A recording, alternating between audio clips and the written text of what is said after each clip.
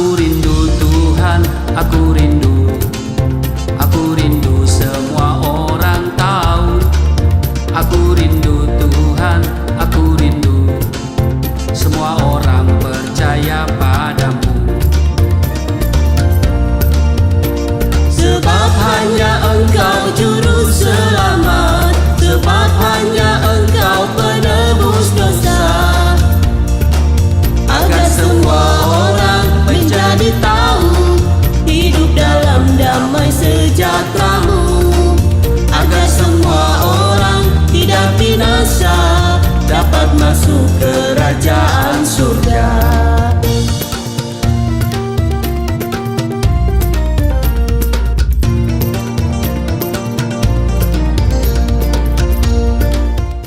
Shalom Bapak Ibu, sahabat Galilea yang diberkati oleh Tuhan Yesus. Kembali kita siapkan diri kita sebelum kita masuki dunia kerja kita hari ini. Kita hendak membaca, mendengar dan merenungkan firman Tuhan.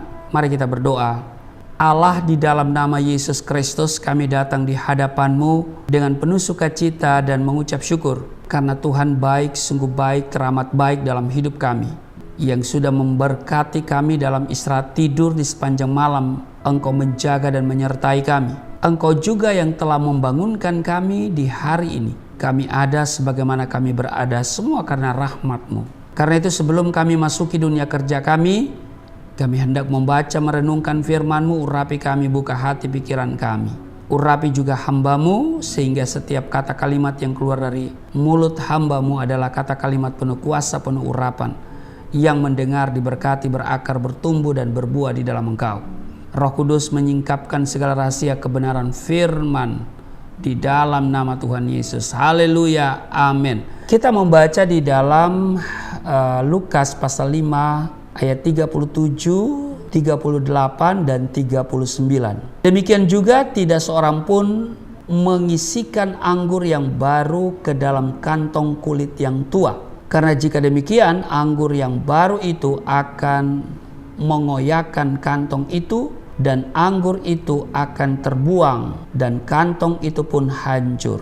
Ayat 38. Tetapi anggur yang baru harus disimpan dalam kantong yang baru pula. Ayat 39. Dan tidak seorang pun yang telah minum anggur tua ingin minum anggur yang baru, sebab ia akan berkata anggur yang tua itu baik. Demikian pembacaan Lukas pasal 5 37 sampai 39. Nah, Bapak Ibu sahabat Galilea yang diberkati oleh Tuhan Yesus, pernyataan ini harus kita tanggapi dengan serius. Ini merupakan suatu peringatan. Anggur lama ini berbicara mengenai cara keberagamaan atau pola keberagamaan yang selama ini telah membelenggu atau mengikat kehidupan rohani orang Yahudi. Anggur lama juga berbicara tentang cara keberagamaan yang nyaman dan tidak menyakitkan.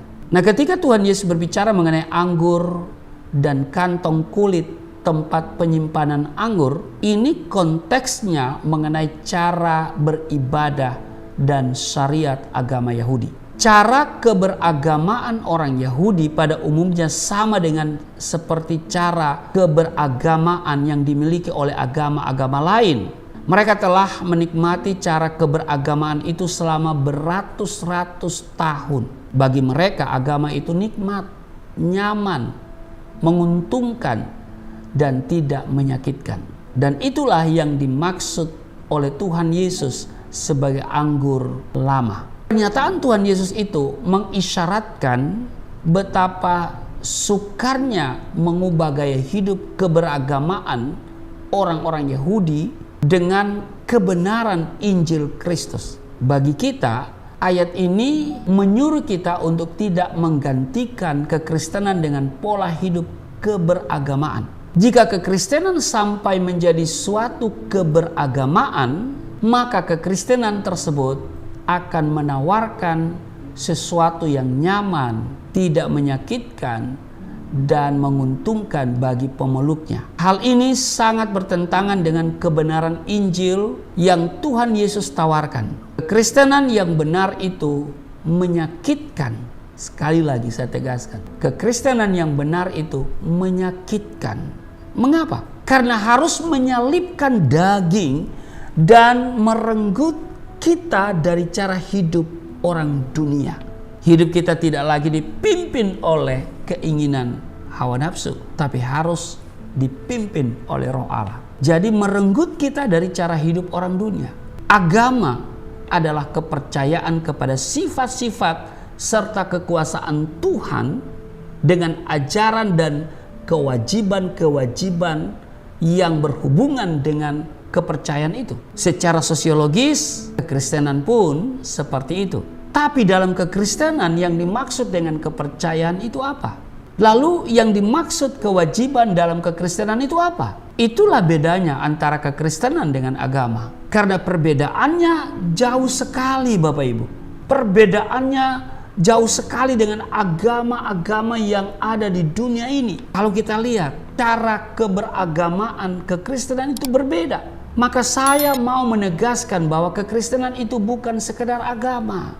Amin. Kekristenan itu bukan hanya sekedar beragama, tapi kekristenan itu adalah jalan kebenaran untuk menuju hidup yang kekal, yaitu surga yang kekal. Amin. Agama-agama pada umumnya memiliki ritual dan liturgi yang baku, hukum-hukum yang legalistik dan sangat formil.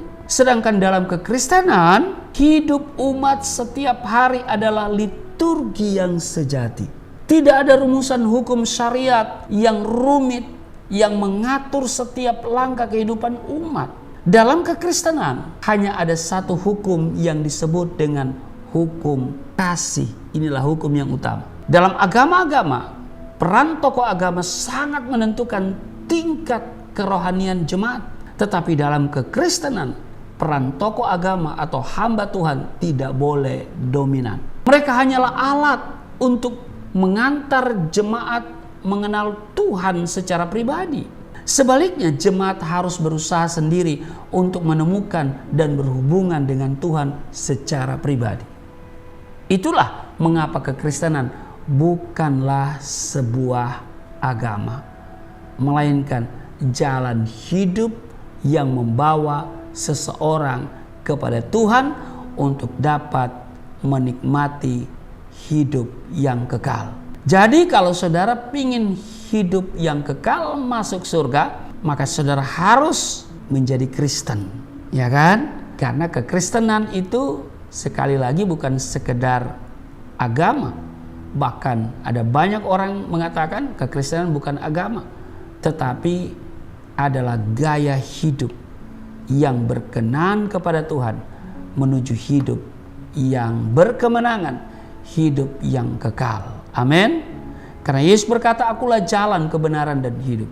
Ya, jadi kalau kita tidak melalui Yesus, kita tidak akan menemukan kebenaran, kita tidak akan menemukan hidup yang sesungguhnya. Dia katakan tidak seorang pun yang sampai kepada Bapa kalau tidak melalui aku, tidak seorang pun yang sampai ke surga kalau tidak melalui Yesus. Karena Yesus adalah jalan menuju surga. Karena itu bagi setiap saudara yang ingin masuk surga, harus dan wajib hukumnya membuka hati dan menerima Yesus sebagai Tuhan dan Juru Selamat. Amin. Tuhan Yesus memberkati. Mari kita berdoa. Terima kasih Tuhan. Firman hari ini mengingatkan kami untuk tidak beragama dengan cara-cara yang lama. Tapi kami setelah menerima Yesus Kristus sebagai Tuhan dan Juru Selamat, kehidupan kami yang baru, kami harus menyangkal diri, pikul salib. Kami berbeda dengan dunia. Kami tidak mengikuti keinginan-keinginan dunia. Kami tidak bersahabat dengan dunia. Kami tidak mengikuti keinginan hawa nafsu. Tapi kami harus mengikuti keinginan daripada Roh Tuhan sendiri. Firman Tuhan sudah kami baca, kami dengar. Kiranya kami bukan jadi pendengar yang setia, tapi kami menjadi pelaku yang sejati. Terima kasih, berkati seluruh sahabat Galilea di mana saja mereka berada. Tuhan menolong, memberkati mereka dalam tugas kerja hari ini. Di dalam nama Tuhan Yesus, haleluya. Amin.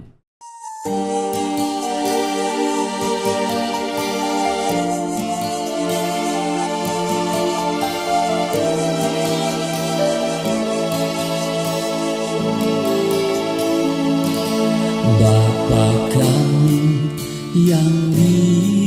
surga, dimuliakanlah namamu. Datanglah kerajaan, jadilah kehendakmu di bumi seperti di surga.